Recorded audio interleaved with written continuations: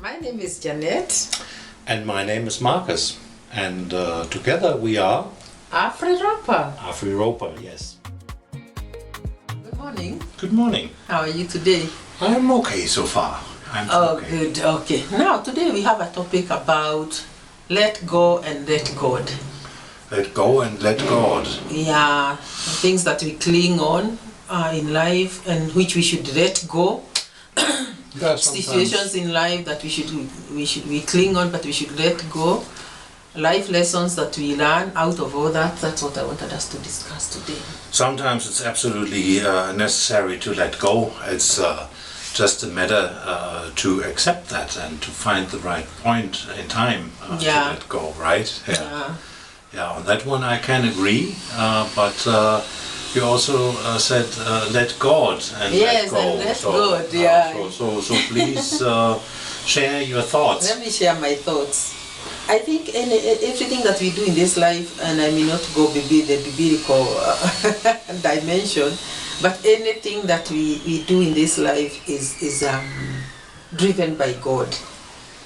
It is God who enables you to do whatever you do. It is God who enables you to go wherever you go, to be where you are. But we have a free will.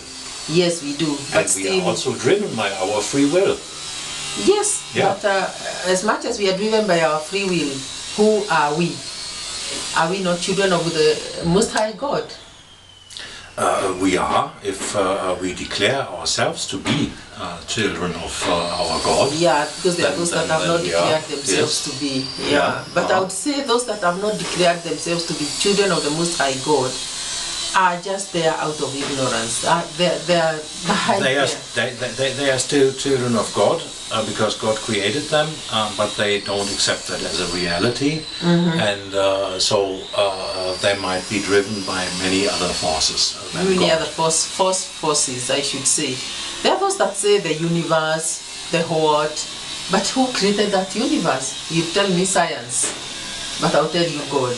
No, that's not what I'm saying. I say the universe is governed by science, but it was created by God. By God, yes. That is a difference. Yes. So as much as you say that it is our free will that guides us, even in our ways of the things that we do, I still believe that it is God who is involved in every step of the way. Because waking up in the morning is one example.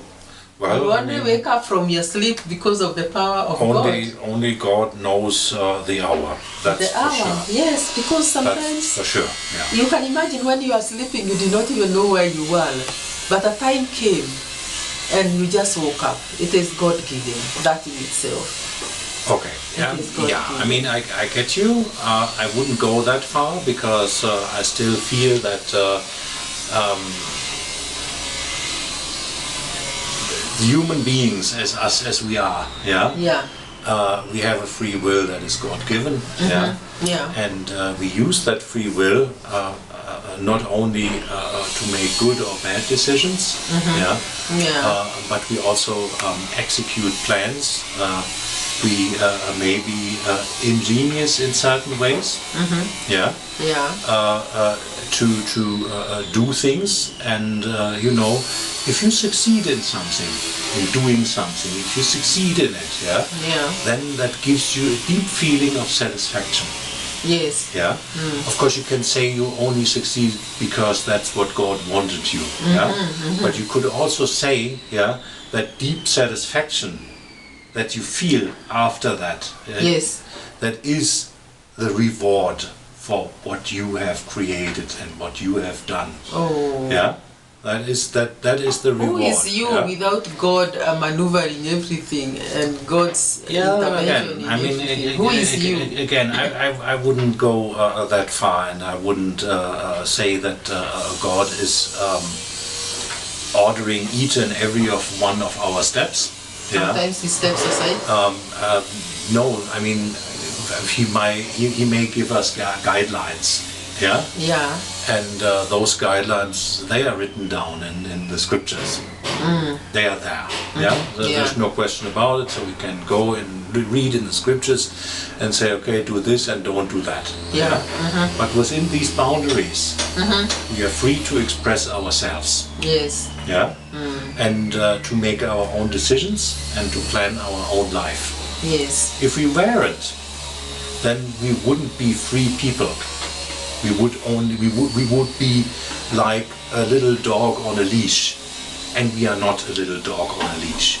You know, a little dog on a leash that may go and sniff around on the tree, and then it may lift its leg to pee against the tree. Yeah, and the dog owner may pull the dog away from that little tree. We are not like that. Yeah. Yeah, we are not like that. We are not on a leash. That's what I want to say. I guess that's a good example, right? Yes, there. yeah. Yeah. How come that we? Okay, are you through? Yes, we can let it there. Yeah. How come when we do very well and succeed in life, we say, "Oh, God was in this. God, it was the hand of God." But when we fail, we don't see God in anything? Is that supposed to be the case? Isn't it often enough the opposite way that people feel closer to God when they fail? Because that's when they need God, and when they succeed, they clap themselves on the shoulder and said, "Well done." Isn't that what they do? I'm a genius. Yeah, Yes. Isn't that what they do? They forget to say I'm blessed. They say I'm a genius. Yes. I'm the only one who could have done this. Yeah. So, you know, but coming back to the original question then, so you said to let go.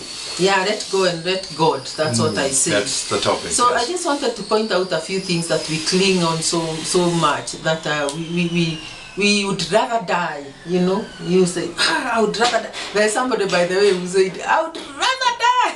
That was a politician one time in Kenya. Yeah. And he was saying, I would rather die than live this party, this and that party. It is a party in the political. I mean, that's a dramatic exclamation. Another one said, I would rather die than quit or leave this and that thing to so and so. You know, that there was a tug of war between a property. Okay. And I'm like, God, would I surely die because of a property? Well, I mean, you know, there are people that are so hard-headed. They will, yes, they will fight with tooth and claw. To the last stand, even if it's a lost battle. I mean, and that brings us back to the point, I guess, what you said. You also have to find out when is the time that you admit defeat is always a bitter thing to do. It is, but I should tell you when you should accept defeat. Okay, go ahead. I think the time to accept defeat is when you feel that something is really stressing you. Something is going beyond stressing you, because when you are stressed, when something stresses you to a limit, you are risking your life. When you come to the breaking point. You can come to the breaking point because of stress. Yes, of course. Let me tell you, when you also look around and see how many people have been so blessed, let me use the word blessed, I know there's a mosquito, so blessed that they had a lot of property, but one day they died and left everything. That is when you will let go of that thing that you are clinging to a point that you feel like you can die. You will let go, because you'll look around and remember, so-and-so was very wealthy. In fact, that person never even died because anyone was trying to take away their property, but that person died by God's Well, I mean, one thing is for sure, the last shirt we're going to wear will not have any pockets. What is that? That's the figure of speech that, you know, when we will be put into the coffin, you will wear a shirt then typically, right? Yes. Yeah? And that shirt has no pockets. Such that you can put anything in the pocket. Yes. So that person who died and did not even have anything in the pockets is dead, having left so many things that you worked for. And what is this? You work so much for things in this life, so hard. Yeah. You gain them and you acquire them. Well, we have desires, of course. Yes. Yeah, yeah. And how short can life be such that God gives you just, let me just bring in God here, gives you a window to just enjoy that, and you think, now I'll live forever. There's a song that says, a man's mind cheats him. Yeah, I mean, okay, yeah, fair enough. Fair cheat you that you're going to live forever and enjoy all the... There's also one song in church when we were going to church those days, in our young early days, and there was a song that was being sung by our moms in the adult church when we were in the children's church, and they were singing, Moko maderi bio, meaning, empty hearts, I will go just like that. Yeah. So it is like we forget that when God has blessed us, it is not going to be ours forever. Definitely. So let me not drift away from the point. So why I was saying you should let go is because when you see like you are getting overstressed over something, or maybe something is being taken away from you and you are like going to die, you are just about to die, you are fighting tooth and nail, you are just, and I don't want to say that you should just give up and say, let them take. After all, everybody will wear that pocketless shirt. I guess nobody would do that. Nobody Everybody would do that. dies fighting, isn't it? Let's say there are things that are definitely worth fighting for. Yeah. Everybody dies fighting. Not necessarily. I mean, nobody wants to die, obviously. Yeah. So, but not everyone is fighting to the last minute. There is enough people who find peace, and find peace in God when it comes to the end. And so, I'm talking about old people who live a humble life or who lived a humble life. Yes. They struggled through their lifetime too. Yeah. Yes. But when they know, okay, my time will come soon. Yeah. They say, okay, I lived a good life altogether. Yeah. So there is no need to fight for anything any further. Yeah. And so that's a very good stance, I believe. Yeah. To live like that. Yeah. If you're old. Yeah. No, I mean, I do believe that you are touching the things that go a little bit deeper. We were talking about now, okay, are there things worth fighting for? I'd say definitely yes, yeah? And there are even causes that may warrant death, and still it's worth fighting for, yeah? If you are fighting for justice and freedom, for example. What about Martin Luther King, for example? He fought for a good cause, right? Yeah. Yeah? And he was shot dead. Yeah?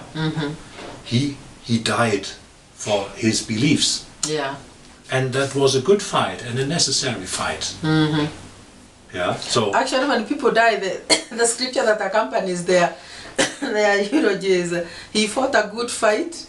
He did what do they write? He fought a good and he did something like that. Yeah, no, but I mean, coming back there to Martin Luther King, yeah, in which world would we live, yeah, if he had said, oh, now it's gonna be a little bit too tough. I'm stressed out, and I mean, he was stressed out, obviously. Yeah. Yeah, he had death threats all day long. Yeah, and still he said, I will march on. Yes, he did. And we would not live in a good world if people would give up on such causes.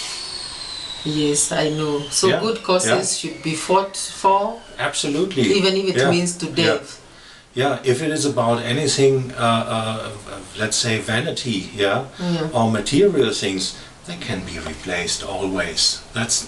There is no point fighting for them. Yes.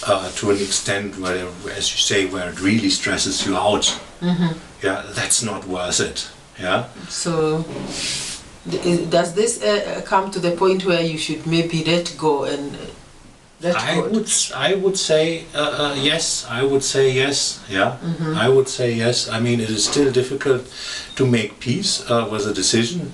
Let's say if somebody cheated and betrayed you over a property that you had, yeah, and in an unfair manner, yeah. Do you have to let it go? Yes, if you know that the battle was lost, you have to let it go, and you have to make peace with it no matter what, because otherwise it will just eat you up.